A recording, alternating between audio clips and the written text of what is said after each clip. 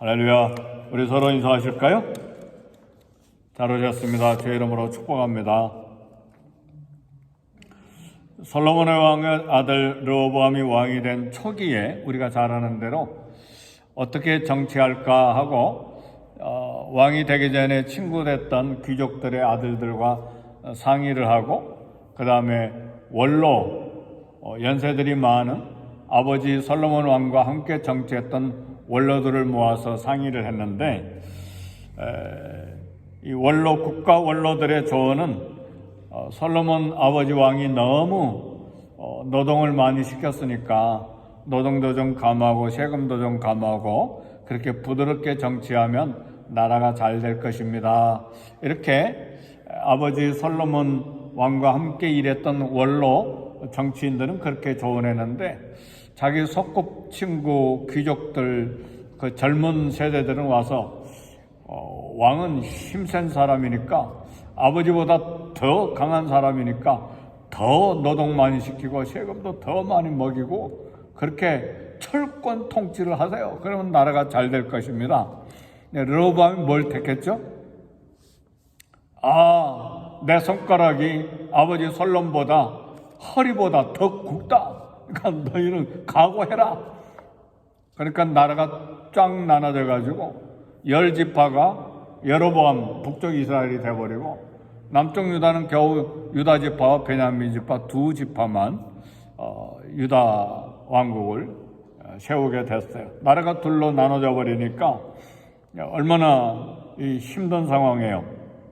그래서 르호보암이 힘을 좀 내가지고 힘을 키우기 위해서 할 수 있는 것을 다 하고 막 상당한 참 힘을 써와서 남유다 재건에 국가 국력을 키우는데 힘을 쏟았습니다.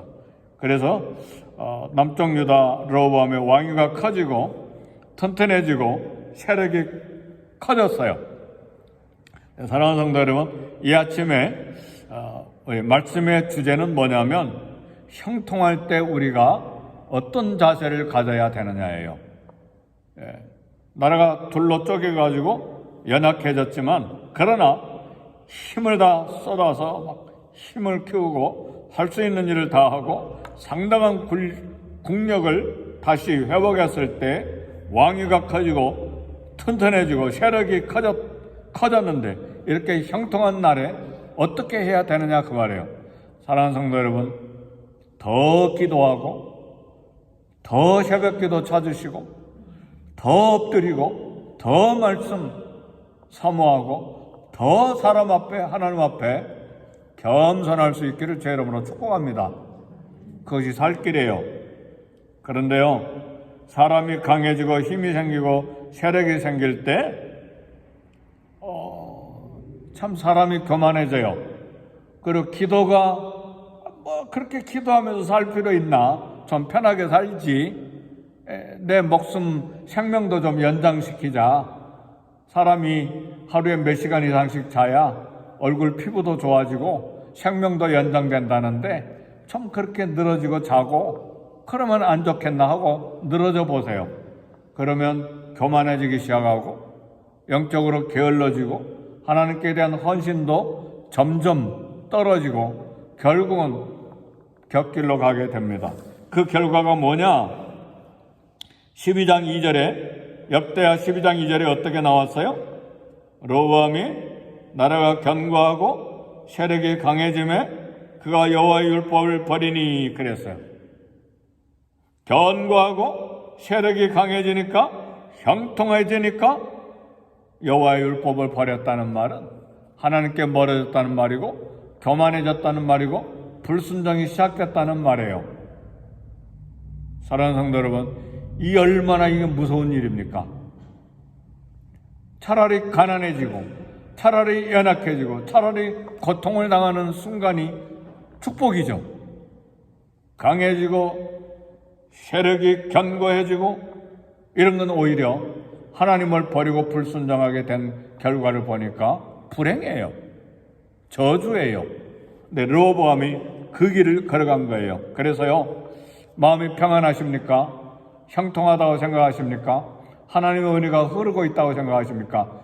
더 엎드려 기도하고, 더 말씀 부여잡고, 씨름하고, 더 헌신하고, 더 겸손해지고, 더 주님 사랑하기 위해서 내 은혜를 무엇으로 보답할까 하는 저와 여러분이 되기를 결단해야 돼요. 결심해야 돼요. 그래야 나와 내 가정과 자녀들과 그리고 교회가 든든하게 세워질 수가 있어요. 르호보암 나라가 강해졌을 때 하나님 따르지 않았어요. 하나님을 버리는 순간 모든 힘을 잃기 시작했어요.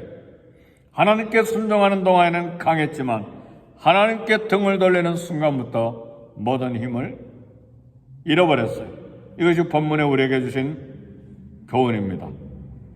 하나님이 힘과 능력의 근원이시기 때문에 순종과 겸손의 자리를 떠나서는 안 돼요. 그러니까 어느 순간에든 잘난 것을 숨기고 자랑할 것 숨기고 겸손해야 돼요. 사람과 하나님 앞에. 얼마나 중요한 것인지 몰라요. 나라가 견고하고 세력이 강해지며 그가 여호와의 율법을 버리니 하나님을 버리고 불순종하니 온 이스라엘이 본받은지라. 그래 어떻게 됐죠? 2절 다 같이 읽어봅시다. 시작. 그들이 여호와께 범죄하였으므로 르호보암 왕 제5년에 애굽 왕 시삭이 예루살렘을 치러 올라오니 갑자기 애굽 군대 시삭이 병거 1200대 기병 6만 명, 그 외 수많은 리비아 숲 구스 사람들의 군대를 조직해서 유다를 쳐오기 시작했어요. 그리고 애국 군대가 유다의 수많은 성을 빼앗고 예루살렘을 공격하려고 다가왔어요. 이때 오늘 본문 다 읽지 않았지만 역대하 12장 5절에 선지자 스마야가 말씀을 전했어요. 하나님께서 이르시되 너희가 나를 버렸으므로 나도 너희를 버려 시삭의 손에 넘겼노라. 너희가 나를 버렸으므로 나도 너희를 버려 애굽 왕 시삭의 손에 버렸노라. 그래 넘겼노라 그랬어요. 애굽이 쳐들어온 건 우연히 쳐들어온 것이 아니죠. 범죄한 이스라엘을 징계하기 위한 하나님의 막대기로 애굽을 불러들인 거예요. 사랑하는 성도 여러분, 리더의 죄와 리더의 실수는 개인의 문제로 끝나지 않아요. 목회자가 실수하고 목회자가 죄를 지었을 때 목회자 개인의 죄와 실수로 끝나지 않아요. 온 교회에 영향을 미쳐요. 그래서 목회자를 위해 기도해야 돼요. 하나님, 하목사 항상 순종하게 해주세요. 하목사 항상 겸손하게 해주세요. 항상 하나님을 사랑하게 해주세요. 항상 기도의 자리를 떠나지 않게 해주세요. 늘 기도해야 돼요. 왜요? 교회를 위해서. 하목사 개인 한 사람을 위해서가 아니라 온 교회를 위해서. 왜요? 교회 리더, 중진, 목회자 한 사람이 무너지면 그 영향이 온 교회에 미치기 때문에 그래요. 르호보암 한 사람이, 왕이 무너지니까 어떻게 됐어요?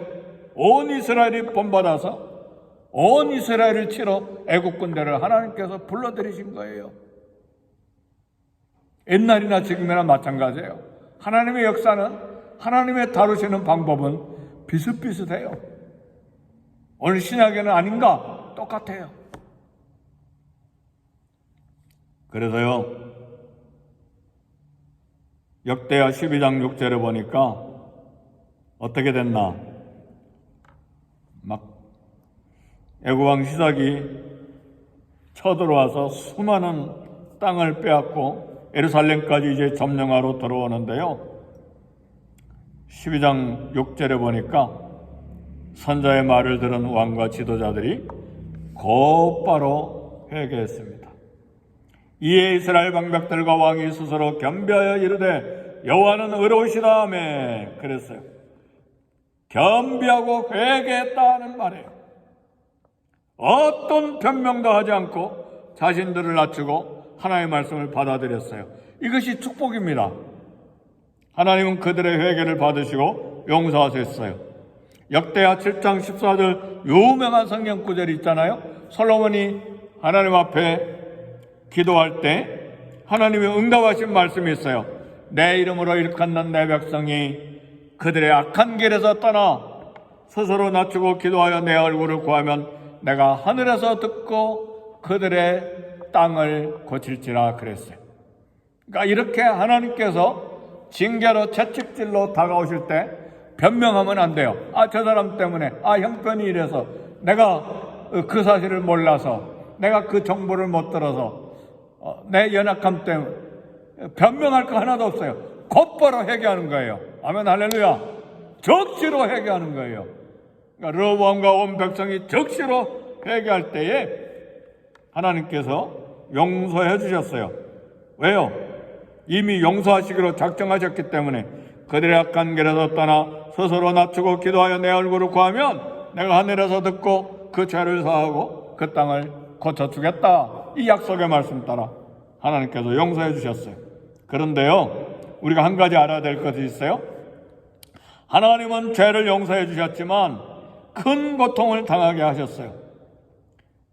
출애굽 이후에 또다시 이집트의 지배를 받게 된 거예요. 출애굽으로 노예 생활에서 해방됐지만 언제든지 다시 애굽의 노예가 될 수 있다는 경고를 주신 거예요. 시삭을 통해서 이스라엘이 남쪽 유다가 약탈당한 것이 너무 많아서 왕실과 성전의 보물을 완전히 다 가져가 버리고 솔로몬이 만든 금방패 큰 거 작은 거 500개인가 만들었잖아요. 그거 다 가져가 버렸어요. 성전 보물도 다 가져갔어요. 하나님은요, 성전의 보물은 하나님 거잖아요. 근데 하나님께서 그걸 다 빼앗기는 자존심이 상하시더라도 하나님께서 이스라엘을 가르치기를 원하셨어요. 하나님, 성전의 건 하나님의 것이잖아요. 그럼에도 불구하고 하나님께서 당신의 것 빼앗기시더라도 유다를 가르치기 위해서 다 빼앗기게 만드신 거예요. 왜요? 회개하고 하나님께 순종하는 삶이 더 중요하기 때문에. 금방패 500개가 더 중요한 게 아니라 그 말이죠. 회개하지 않았다면 더 심했을 거예요. 그러나 하나님은 죄를 용서하셨지만 대가는 치르게 하셨습니다. 최악은 면했어요. 회개했기 때문에 그렇죠. 완전 멸망은 피했어요. 회개를 보시고 하나님이 진노를 거두셨기 때문에 그렇습니다.